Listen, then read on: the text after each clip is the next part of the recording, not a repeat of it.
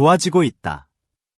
김태형 감독의 이 짧은 코멘트는 단순한 근황 보고가 아니었다. FA 시장을 사실상 비워둔 채 조용히 겨울을 보낸 롯데 자이언츠.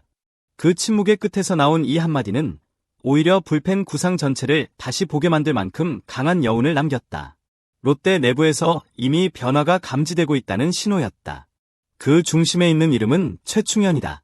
과거 삼성 라이온즈 시절 필승조라는 단어가 가장 잘 어울렸던 투수. 그러나 부상과 부진, 논란을 거치며 1군 무대에서 멀어졌던 선수다. 그런 그가 다시 전력이라는 단어와 함께 언급되고 있다. 이 자체가 이미 충격적인 장면이다. 더 놀라운 건 비용이다. 단돈 2억. 불펜 보강이 절실한 KBO에서 이 금액은 사실상 실험에 가깝다. 그럼에도 롯데는 이 선택을 감행했다. 무모한 도전인지, 계산된 승부수인지. 이 질문이 지금 사직구장을 맴돌고 있다. 롯데 자이언츠의 2024, 20 오프시즌 전략은 분명했다. 외형적인 보강보다 내부 구조 안정이었다. FA 시장에서 거액 계약이 쏟아지는 상황에서도 롯데는 움직이지 않았다. 대신 2차 드래프트에 모든 초점을 맞췄다. 김주환, 김영준. 2라운드에서 선택한 투수들은 모두 20대 초중반의 자원이다. 즉각적인 결과보다 2에서 3년 뒤를 내다본 선택이다. 그리고 3라운드에서 최충현을 지명했다는 점이 이 전략의 균형을 맞춘다.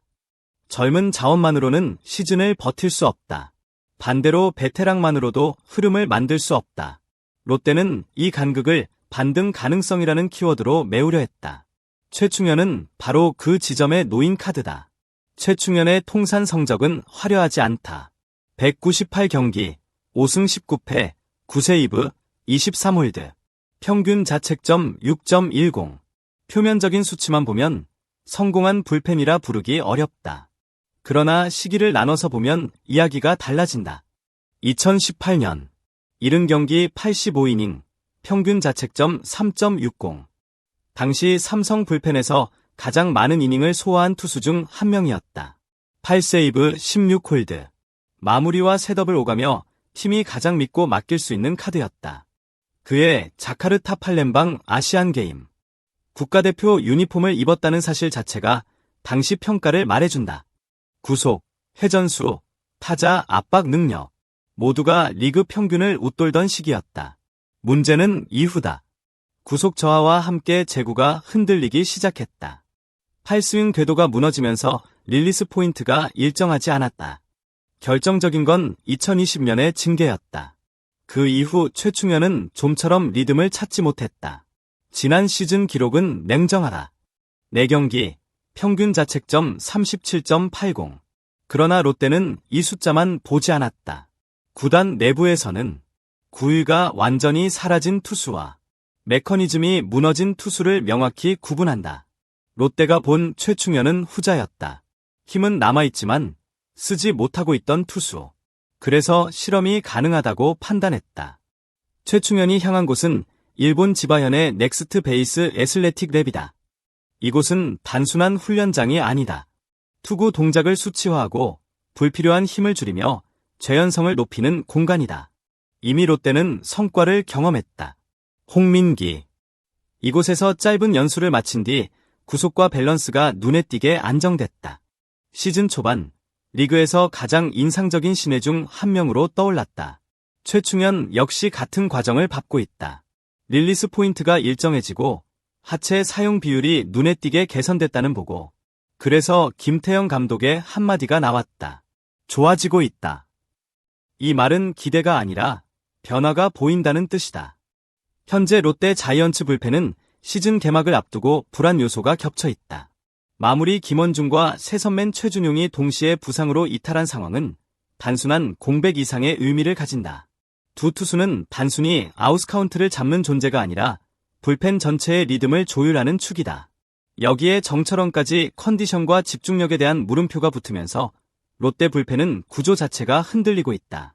불펜은 한 명의 스타로 버티는 포지션이 아니다. 연결고리가 끊기면 연쇄적으로 무너진다. 그래서 지금 롯데에게 가장 중요한 것은 완벽한 카드가 아니라 당장 쓸 수 있는 선택지다.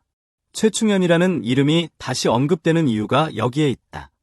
야구에서 7회는 가장 잔인한 이닝이다.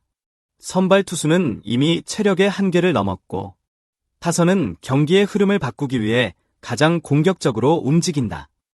이닝을 막아낼 수 있는 투수의 존재는 마무리 못지않게 중요하다. 그리고 그 역할은 항상 부족하다. 만약 최충현이 7회를 맡아 최소한 흔들리지 않는 투구를 보여줄 수 있다면 롯데의 불펜 운용은 완전히 달라진다.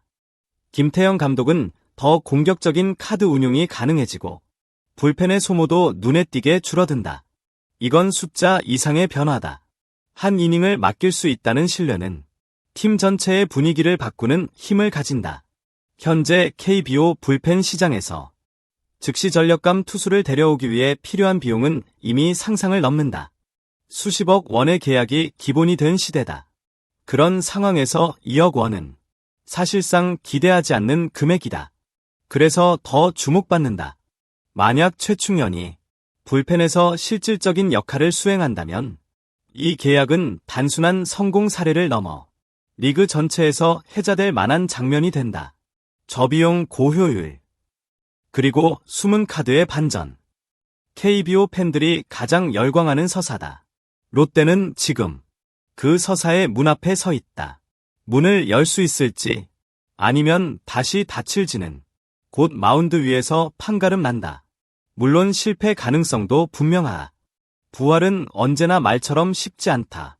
그러나 중요한 건 방향이다. 롯데는 아무것도 하지 않는 대신 할 수 있는 가장 현실적인 실험을 택했다. 그리고 지금 그 실험은 조심스럽게 신호를 보내고 있다. 최충현은 다시 증명해야 한다. 그리고 롯데는 그 과정을 지켜볼 준비가 되어 있다. 야구는 늘 결과로 말한다. 그러나 시즌이 시작되기 전 이런 선택 하나하나가 팀의 색깔을 만든다. 단돈 2억으로 시작된 이 실험이 롯데 불펜의 해답이 될지 아니면 또 하나의 가능성으로 남을지는 곧 마운드 위에서 드러날 것이다. 여러분은 어떻게 보시는가? 최충현의 부활 가능성, 그리고 롯데의 선택. 이야기는 이제 시작이다. 앞으로도 KBO의 흐름, 롯데 자이언츠의 변화, 그리고 시즌을 뒤흔들 변수들을 계속 전해드린다. 지금 채널을 구독하고 다음 이야기에서 다시 만나자.